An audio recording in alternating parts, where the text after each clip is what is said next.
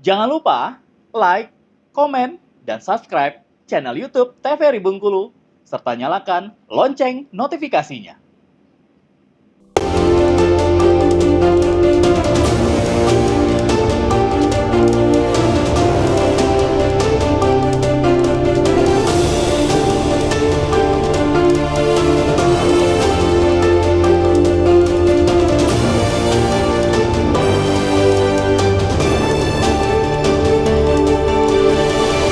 Terima kasih Anda kembali menyaksikan Berendo TVRI Bengkulu. Oke, kita akan melanjutkan perbincangan kita tadi. Kalau tadi Bu Desi sempat menyampaikan bahwasanya memang ada potensi masalah yang akan hadir dengan sekolah rakyat ini seperti segregasi dan mungkin bisa kita bilang labelisasi atau stigma tertentu terhadap hadirnya sekolah rakyat ini. Menanggapinya sendiri seperti apa Pak Sahat? Mungkin bisa dijelaskan pandangannya. Iya, jadi karena kebijakan sekolah rakyat ini wujud keberpihakan ya, keberpihakan dari pemerintahan Bapak Presiden Prabowo dengan Pak Wakil Presiden Gibran, konsekuensinya suatu kebijakan yang berpihak kepada kelompok, contohnya kelompok miskin dan sangat miskin, otomatis ada pendapat-pendapat yang juga akan beranggapan seperti tadi.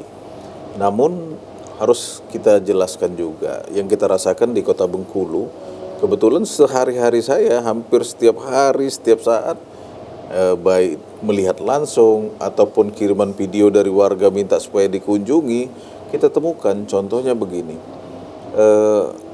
Ada keluarga pemulung, mungkin sering lihat ya pemulung, bahkan yang dorong gerobak, ada yang di TPA.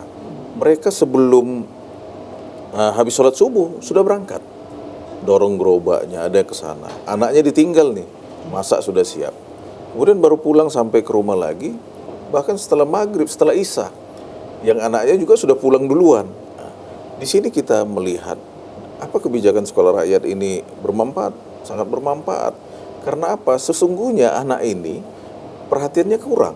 Karena apa? Si ayah, si ibu sudah berjuang pagi-pagi dan pulang malam, sementara mereka juga di rumah menunggu. Kadang-kadang yang saya temukan, karena melihat orang tuanya tidak ada di rumah, akhirnya keputusannya berada di jalanan. Jual tisu lah, menjadi mungkin ada yang coba-coba bawa kota. Ini menurut saya sangat tepat untuk di kota kita. Walaupun hari ini anak jalanan, mungkin gelandangan atau pengemis jauh turun, tapi kita lihat kemana mereka. Mereka memilih tempat, akhirnya pada saat orang tuanya jadi pemulung di TPA, ada yang jadi ikut. Lah, akhirnya mereka memilih ya, gak usah sekolah lagi karena ternyata memulung sudah dapat duit. Bagi mereka, duit yang didapatkan hari ini sudah sangat besar, sangat bisa membantu orang tua. Tapi dengan kebijakan sekolah rakyat nantinya ada boarding, dia boarding otomatis mau orang tuanya mulung, mau orang tuanya contohnya bekerja keras jadi supir atau apa, tapi si anak kita yakinkan, oh anak saya sekolah di sekolah rakyat. Nah, masalahnya tadi disampaikan oleh Dr. Desi, kalau memang oh ini kayaknya kenapa nggak diintervensi di lembaga-lembaga yang sudah ada. Kita sudah coba lihat ya, di lembaga yang sudah ada tersebut, otomatis kan dia hanya pulang. Jadi berangkat pagi masuk sekolah, sore sudah pulang ke rumah lagi, di rumah orang tuanya juga masih belum ada di rumah. Nah, ini kesempatan yang masih juga mungkin akan berbeda ya. Saya menemukan ada yang jadi pengamen, ada yang jadi mungkin jadi pengumpul dari barang bekas juga. Tapi kalau dia di sekolah, kesempatan usai dari pendidikan formal, pembentukan karakter. Selain pembentukan karakter, di sekolah rakyat nanti dibentuk keterampilan. Keterampilannya beragam ya, mungkin beternak, bertani, kemudian bermain musik, kemudian ada yang olahraga. Beberapa di antara yang lulus itu juara karate. Ini contohnya memang wujud keberpihakan itu harus dihadirkan. Walaupun konsekuensinya mungkin seperti disampaikan Dr. Desi tadi, ya kami di mana kok yang itu begini kan gitu. Itu konsekuensi dari suatu kebijakan keberpihakan. Ya, tentu reaksi dan kritik pasti akan ada ya dengan hadirnya program sekolah rakyat ini. Saya mau kembali ke Bu Desi. Kalau kita melihat urgensi banyak sekali mungkin lembaga-lembaga pendidikan baik formal maupun non formal yang banyak di Provinsi Bengkulu bahkan di Indonesia. Urgensinya hadir sekolah rakyat ini melihatnya seperti apa, Bu? Ya, urgensinya sebenarnya kan bisa menyelesaikan masalah seperti yang disampaikan oleh Bapak Kadis tadi ya. Mengatasi ketimpangan tadi. Ya, untuk memberikan peluang atau kesempatan kepada masyarakat miskin yang memang benar-benar miskin tadi untuk bisa mengenyam pendidikan dengan layak sesuai dengan yang diinginkannya tanpa memikirkan biaya lagi. Kalau sekolah di sekolah lain mungkin ya masih menggunakan biaya ya. Ya katanya gratis itu kan ya seberapanya gratis. Yang lainnya kan masih bayar buku, bayar pakaian, uang makan segala macam ya. Mungkin secara urgensinya di situ. Jika ini memang benar-benar dimanfaatkan oleh masyarakat miskin. Cuman kita khawatirkan kembali, jangan-jangan ini nanti dimanfaatkan oleh kelompok-kelompok yang mau memanfaatkan itu, sementara masyarakat miskin yang memang punya hak tidak mencicipi itu.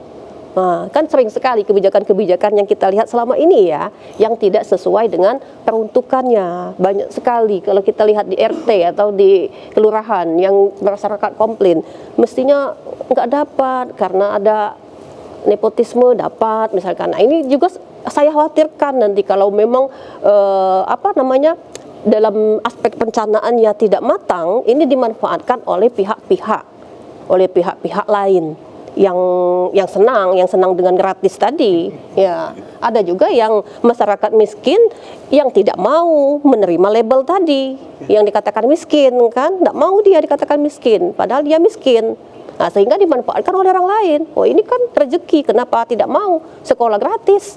Nah, uang bisa disimpan, ditabung, nah gitu kan. Nah, ini mungkin harus harus dengan menggunakan pendekatan-pendekatan yang tepat mungkin ya di lapangan. Mungkin kalau untuk pendekatan-pendekatan itu kan banyak sekali mungkin yang cocok sesuai dengan lokal kita ya, sesuai dengan Culture kita ya? Ya, culture kita mungkin untuk Bengkulu itu. Jadi pendekatan-pendekatan bisa menggunakan pendekatan sistem, bisa mendekatkan pendekatan manajemen, atau yang nasional itu bisa kita menggunakan pendekatan standar nasional pendidikan. Nah, minimal kan menggunakan standar itu karena pendidikan seluruh bentuk pendidikan kalau di Indonesia kan menggunakan standar nasional pendidikan atau SNP. Dari 8 standar itu, jadi sekolah rakyat juga harus mengacu ke situ. Seperti kurikulum tadi ya, kurikulumnya aspek prosesnya, aspek penentuan kelulusannya, output, terus itu sarana prasarana, pembiayaan. Nah, jadi kan ada standarnya.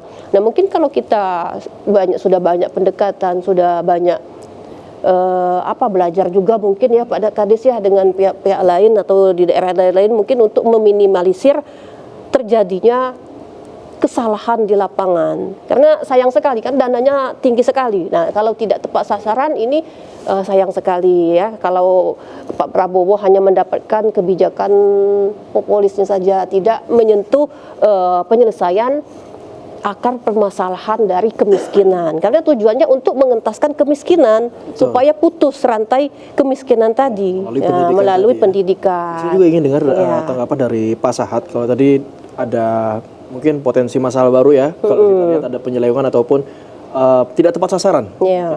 Bagaimana Dinas Sosial konkretnya seperti apa memastikan bahwasanya program ini tepat sasaran, Pak? Memang menyentuh kalangan-kalangan yang seharusnya membutuhkan program ini. Ya, jadi ketakutan-ketakutan publik ya terkait nanti tidak tepat sasaran, sebenarnya godaan itu ada. Jadi begitu kita umumkan, banyak yang setelah kita lihat yang mampu pingin, tapi itu tidak bisa kita mereka tidak bisa karena memang sudah ada pagarnya. Karena kita kan sudah menggunakan yang semula DTKS, data terpadu kesehatan sosial, semenjak bulan Mei itu menjadi data tunggal sosial ekonomi nasional. Jadi setiap warga negara ini sudah tahu nih dokter desilnya desil berapa, bisa-bisa desil 9 atau desil 10. Nah, tapi kalau yang tidak mampu itu akan mungkin desil 1 atau desil 2. Itu sudah tahu di DTSen. Kemudian kita juga dalam rekrutnya, datanya sudah dikirim oleh Kementerian Sosial, ini nominasinya yang harus kita tawarkan, kita ajak. Dan kita kunjungi, ternyata orang-orang yang di dalam Noma itu memang terlihat tempat tinggalnya. Bahkan satu rumah di atas lantai tanah, ada 5 yang tidur di sana, kakak beradik. Kemudian kita tawarkan, dia mau daftar, itu pun dicek lagi. Rapat dalam keputusan, foto, videonya, kita lihat penghasilan orang tuanya. Kemudian ada pelapis lagi dari Badan Pusat Statistik, cek lagi bersama-sama, cek and recheck sampai 4 kali. Yang terakhir ini kita datang ke sana, ke rumahnya lagi oleh tim yang lain, ngecek sekaligus mengukur bajunya, sepatunya, semua fasilitas yang akan digunakan. Tapi itu sebenarnya mau ngecek ini benar nggak rumahnya seperti itu, dan kita akan terbuka ya. Kemarin Pak Wali Kota sudah tanda tangani surat keputusannya, nama-nama yang jadi siswa itu bisa kita buka, kita lihat alamatnya ada, kita lihat rumahnya.